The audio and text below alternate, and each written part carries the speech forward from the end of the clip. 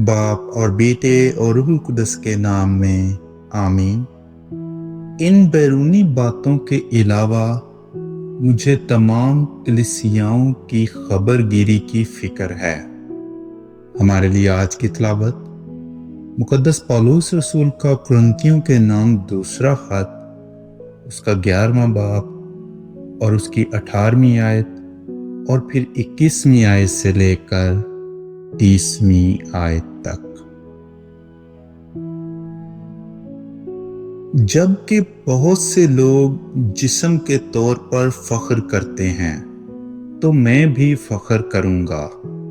میں شرمندگی کے لیے یہ کہتا ہوں، گویا کہ ہم اس بات میں کمزور تھے، مگر جس بات میں کوئی دلیر ہے تو میں بھی بے وقوفی سے کہتا ہوں دلیر ہوں۔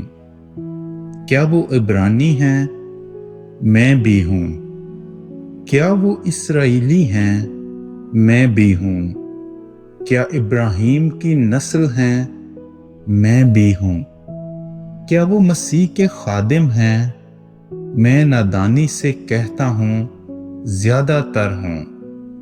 محنتوں میں زیادہ، قید میں بیشتر، کوڑے کھانے میں حد سے زیادہ، موت کے خطروں میں اکثر۔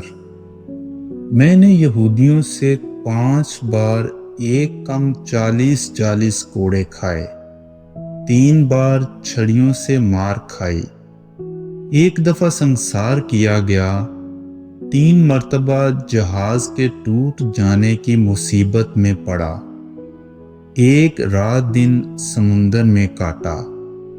میں بارہا سفر میں، دریاؤں کے خطروں میں، ڈاکوؤں کی طرف سے خطروں میں، اپنی قوم کی طرف سے خطروں میں، غیر قوموں کی طرف سے خطروں میں، شہر کے خطروں میں، بیابان کے خطروں میں، سمندر کے خطروں میں، جھوٹے بھائیوں سے خطروں میں، محنت اور مشقت میں، بارہا بیداری کی حالت میں، بھوک اور پیاس کی حالت میں، بارہا فاقہ کشی میں، سردی اور ننگے رہنے کی حالت میں رہا ہوں۔